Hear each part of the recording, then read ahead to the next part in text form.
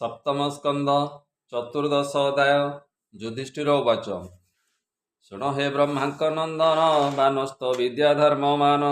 शुणिली महत प्रस्तावे गृहस्थ धर्म कह एवे जे विधि गृह आचरणे आगम निगम प्रमाणे सुमरी नारायण नाम हरे गोविंद कृष्ण श्याम ए पुरुषोत्तम दामोदर विश्व संभव विश्वम्भर हे आदि पुण्य श्लोक जेते नाम संकीर्तन प्रभाते हेमंते नित्य नित्य करी गृहस्थ धर्म को आचरी महांत जनर ए कर्म नित्य करिब उपादान विष्णुर अवतार कथा पुराण आदि शास्त्र गीता संग करिब उपासान्ते दिन वंचई नित्य नित्य साधु संगमे थोई मन तेबे भाविब गृही जनम ताहाकु सुख भोग देई आत्मा को संतोषे भुंजाई स्वप्न संकल्प प्राय मणि चित्ते चिंतिब चक्र पाणी जे सुख गृह धर्म अर्थे गृहे साधिब नित्य नित्य विरक्ति चित्ते अविरते लोभ व्यवहारे जनहिते प्रवर्त करी विद्यमाने भजन्ति हृदय जतने स्वजाति बंधु जन सुत ए सर्वकर्मर आयतम जे बाइछन्ति जे बोलन्ति से भावे संतोषे रहन्ति संतोषे ताकु वर देव निष्कामे सर्वदा वंचिब ए भूमि गगन अंतरिक्षे जे धर्म लभई प्रत्यक्षे कृष्णर लीला प्राय भज से धर्म दुख सुखे भज दिन वंचिब हरि भावे यत्न करिब कृष्ण लाभे जावत देहे प्राण थिब तावत संतोषे वंचिब लोभे अधिक जे चिंतन्ति चौर समाने दंड पान्ति बानर नारी शुकगण मृग मखिका जे चारण पशु पतंग आदि जेते ताहाकु पुत्र प्राय चिते आत्मार प्राय नित्य देखी अंतर प्राय उपलक्षी त्रिवर्ग कष्टे न साधिब जे भावे निश्चिंते रहिब जे द्रव्य अति कष्टे पाई जे मूर्ख अति लोभे थाई ए कर्म अति पीड़ा वृते जे देश काल पात्र मते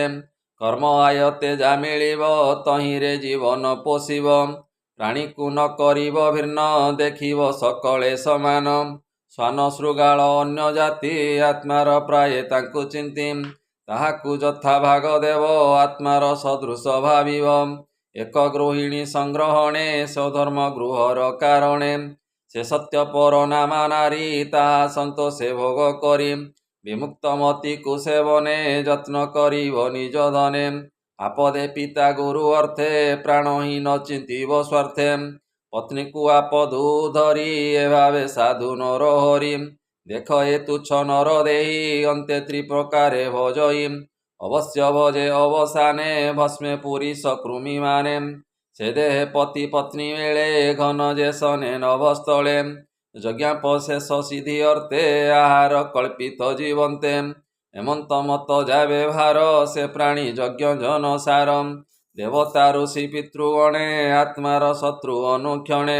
एहाकु विष्णु भावे भजी नानादि उपहारे मजी आत्मा विकारे नाना विधि पंचविशिख मुनि आदि विधि विधान वेद मते यज्ञ करिब अग्निहोत्रे से अग्निहोत्र अवसाने विप्रंकुत शिव भोजनम ए ब्राह्मण देहे थाई हरि एणु सुजने पूजा करी विप्र भोजने तोष जेते से नुहे यज्ञ कोटि मते एघेनी देवता ब्राह्मण पूजा करिब अनुक्षणम एणु ब्राह्मण मुखे देई पूजा करिब भावग्राही आश्विन मासे कृष्ण पक्षे पितृଙ୍କୁ पूजिब प्रत्यक्षे पितृपूजने श्रद्धा मने ज्ञाति बांधव सुभोजने एवे हो शुण महीपति गृहस्थ जनर ए गति बेनियन विषुवरे हरसे जे व्यतिपातरे अक्षय तृतीया दिवसे आदित्य शशांकर ग्रासे द्वादशी श्रवणा संयोगे तृतीया सो नक्षत्र भोगे शुक्ल नवमी भाद्र मासे ऋतुर अष्टम दिवसे सप्तमी माघ शुक्ल पक्षे पूर्णमासी मघारुक्षे द्वादशी अनुराधा योगे त्रिपूर्वाहुतरा संयोगे एत्रयतिथि एकादशी जन्म नक्षत्र योगे मिशी श्रेय साधन जोग एते प्राणिक कर्म सिद्धि अर्थे एदिने धर्म कर्म कले श्रेय आयुष बढ़े भले এদিনে ত্রয়ে হোম স্নান যজ্ঞে দেবতা আরাধনম পিতৃদেবতা ভূতগণে অর্ণ জଳ তিଳ তর্পণে ଏ ସଂସ୍କାର କାଳେ ପତ୍ନୀ ସଙ୍ଗେ ରମିବ ଅପତ୍ୟ ସଂଯୋଗେ ଜ୍ଞାତି ମରଣ ପ୍ରେତ କାର୍ଯ୍ୟେ ପୂଜିବ ବାନ୍ଧବ ସମାଜେ ଏବେ ଶୁଣ ଧର୍ମ ଶିଷ୍ୟ କହିବା ପୁଣ୍ୟ ସ୍ଥାନ ଦେଶ ସପାତ୍ର ଜନଜାତ ଜହିଁ ତାହାକୁ ପୁଣ୍ୟ ଦେଶ କହି ବିଷ୍ଣୁ ଭକତ ବାସ ଜହିଁ ସଚରାଚର ପୁତ ସେଇ ବ୍ରାହ୍ମଣ କୂଳେ ବସେ ଜହିଁ ଦୟା ତପସ୍ୟା ଧର୍ମ ତହିଁ ବିଷ୍ଣୁର ପୂଜା ଜହିଁ ନିତ୍ୟେ ସେ ପୁଣ୍ୟ ଦେଶ ବେଦ ମତେ ଗଙ୍ଗାଦି ନଦୀ ଜହିଁ ବହେ ସେ ପୁଣ୍ୟ କ୍ଷେତ୍ର ବେଦ କହେ ପୁଷ୍କର ଆଦି ସରୋବର ଜହିଁ ବସନ୍ତି ବିଷ୍ଣୁ ନରମ ପ୍ରୟାଗ ପୁଲହ ଆଶ୍ରମ ସନ୍ନ୍ୟାସୀ ଋଷି ଗୁଣଧାମ ପ୍ରଭାସ କୁରୁ ମଧୁପୁରୀ ଗୟା ମଥୁରା କୁଶସ୍ଥଳୀ ଯେ କାଶୀ ପମ୍ପା ବିନ୍ଦୁସର କାଞ୍ଚି ଅବନ୍ତୀ ସୁଧାସାର କୁଲମାନର ନାରାୟଣ ନନ୍ଦାସିତୟା ରାମାଶ୍ରମ ମହେନ୍ଦ୍ର ମଳୟ ପର୍ବତେ ମନ୍ତେ କ୍ଷେତ୍ର ଅଛି ଯେତେ ଏ ସର୍ବସ୍ଥାନ ହରିପ୍ରିୟ ତେଣୁ ଜଗତେ ପୁଣ୍ୟମୟ ଯେ ପୁଣ୍ୟ ଦେଶ ତତ୍ତ୍ୱ ଭାବି ବିଷ୍ଣୁ ପ୍ରତିମା ଜହିଁ ସେବି କୈବଲ୍ୟ ଇଚ୍ଛା ଯାର ଚିତ୍ତେ ଏ ଦେଶେ ରହୁଥିବ ନିତ୍ୟେ ଏବେ କହିବା ପାତ୍ର ଯେତେ ଶୁଣ ରାଜନ ସୁଧ ଚିତ୍ତେ ପୁରାଣ ପୁରୁଷ ମୁରାରୀ ଯାର ଚରଣେ ବସୁନ୍ଧରୀ